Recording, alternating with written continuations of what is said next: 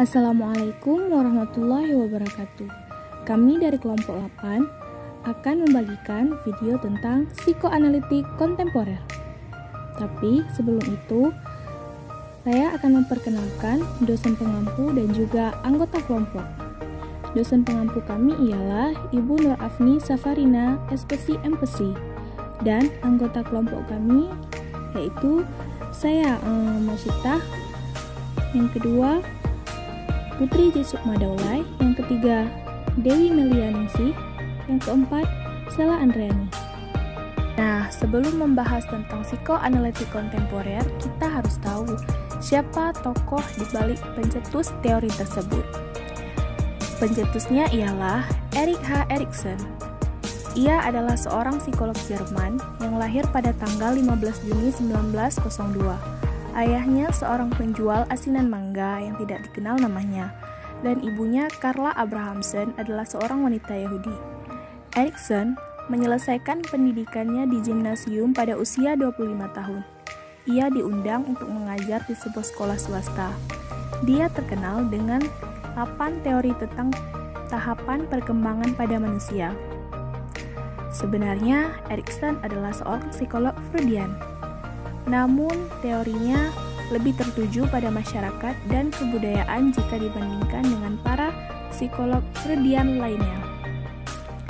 Struktur kepribadian. Ego kreatif. Erikson menggambarkan adanya sejumlah kualitas yang dimiliki ego yang tidak ada pada psikoanalisis Freud. Disebut ego kreatif. Ego yang dapat menemukan pemecah kreatif atas masalah baru pada setiap tahap kehidupan. 3 dimensi ego sempurna. 1. Faktualitas, kumpulan fakta, data, dan metode yang dapat diverifikasi dengan metode kerja yang sedang berlaku. Ego berisi kumpulan fakta dan data hasil interaksi dengan lingkungan. 2. Universalitas, berkaitan dengan kesadaran akan kenyataan yang menggabungkan hal yang praktis dan konkret dengan pandangan semesta. 3. Aktualitas, cara baru dalam berhubungan satu dengan yang lain, memperkuat hubungan untuk mencapai tujuan bersama. Ego adalah realitas kekinian, terus mengembangkan cara baru dalam memecahkan masalah kehidupan, menjadi lebih efektif, prospektif, dan progresif. 3 aspek ego. Menurut Erikson, ego sebagian bersifat tersirat, mengorganisir, mensintesis pengalaman sekarang dengan pengalaman diri masa lalu dan dengan diri masa yang akan datang. Dia menemukan 3 aspek ego yang saling berhubungan, yaitu A-body, mengacu ke pengalaman orang dengan tubuh atas fisiknya sendiri. Kedua, ego ideal, bagaimana seharusnya diri sesuatu yang bersifat ideal. Selanjutnya, ego identity, gambaran mengenai diri sendiri dalam berbagai peran sosial. Ego otonomi fungsional, ego yang berfokus pada penyesuaian ego terhadap realita. Contohnya yaitu hubungan ibu dan anak menurut Erikson. Mengenai psikoseksual dari Freud yang bersifat biologis juga bersifat erigenesis, artinya psikoseksual untuk berkembang membutuhkan stimulasi khusus dari lingkungan. Dalam hal ini yang terpenting adalah lingkungan sosial. Pengaruh masyarakat. Erikson menyatakan bahwa potensi yang dimiliki individu adalah ego yang muncul bersama kelahiran dan harus ditegakkan dalam lingkungan budaya. Anak yang diasuh dalam budaya masyarakat yang berbeda cenderung akan membentuk kepribadian yang sesuai dengan nilai-nilai dan kebutuhan budaya sendiri. Perkembangan kepribadian. Prinsip epigenetik. Ego berkembang mengikuti prinsip epigenetik, artinya tiap bagian dari ego berkembang pada tahap perkembangan tertentu dalam rentan waktu tertentu. Erikson menjelaskan prinsip epigenetiknya sebagai berikut. Semuanya yang berkembang mempunyai rencana dasar, dan dari rencana ini muncul bagian-bagian. Masing-masing bagian mempunyai waktu khusus untuk menjadi pusat perkembangan, sampai semua bagian muncul untuk membentuk keseluruhan fungsi. Yang pertama yaitu aspek psikoseksual.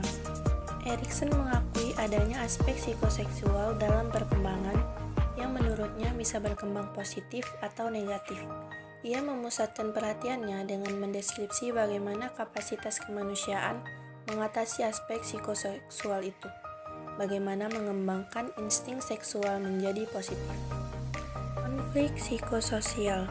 Teori Erikson sendiri memakai dasar perkembangan sosial. Pada setiap tahap perkembangan muncul konflik sosial yang khas, seperti insting seksual, yang harus dikembangkan ke arah positif. Ritualisasi versus ritualisme. Pola hubungan sosial bisa positif menjadi ritualisasi dan menjadi negatif ritualisme. Ketika perkembangan maju ke tahap berikutnya, akan muncul ritualisasi dan ritualisme baru tanpa menghilangkan yang sebelumnya. Fase perkembangan. Erikson membagi fase perkembangan manusia menjadi 8 tahapan. Yang pertama yaitu fase bayi dari 0 sampai 1 tahun. Bagi Erikson, kegiatan bayi tidak hanya terikat dengan mulut saja.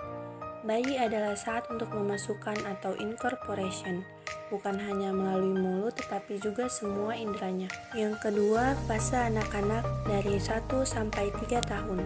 Teori Erikson lebih luas dari teori Freud. Menurutnya, anak memperoleh kepuasan bukan dari keberhasilan mengontrol otot-otot anus saja, tetapi juga dari keberhasilan mengontrol fungsi tubuh yang lain melalui hubungan interpersonal. Sehingga anak juga mengalami ragu dan malu belajar bahwa usahanya untuk menjadi otonom bisa berhasil, bisa juga gagal. Yang ketiga, usia bermain dari 3 sampai 6 tahun. Menurut Erikson, ada banyak perkembangan penting pada fase bermain ini, yakni identifikasi dengan orang tua, mengembangkan gerakan tubuh, keterampilan bahasa, rasa ingin tahu, imajinasi, dan kemampuan menentukan tujuan. Yang keempat yaitu usia sekolah dari 6 sampai 12 tahun. Pada usia ini, keingintahuan menjadi sangat kuat dan hal itu berkaitan dengan perjuangan dasar menjadi berkemampuan. Yang kelima ada adolesen, yaitu dari umur 12 sampai 20 tahun. Tahap ini merupakan tahap yang paling penting karena krisis antara identitas dengan kekacauan identitas mencapai puncaknya. Pada fase ini, individu-individu sibuk dengan dirinya sendiri, dilatar belakangi oleh pubertas genetikal yang memberi berbagai peluang konflik, baik yang berhubungan dengan seks, pekerjaan, keyakinan diri, dan filsafat hidup. Yang keenam ada dewasa awal, dari umur 20 sampai 30 tahun.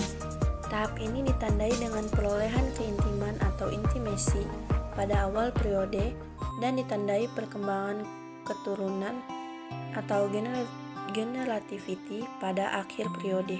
Yang ketujuh yaitu dewasa awal, dari umur 30 sampai 65 tahun.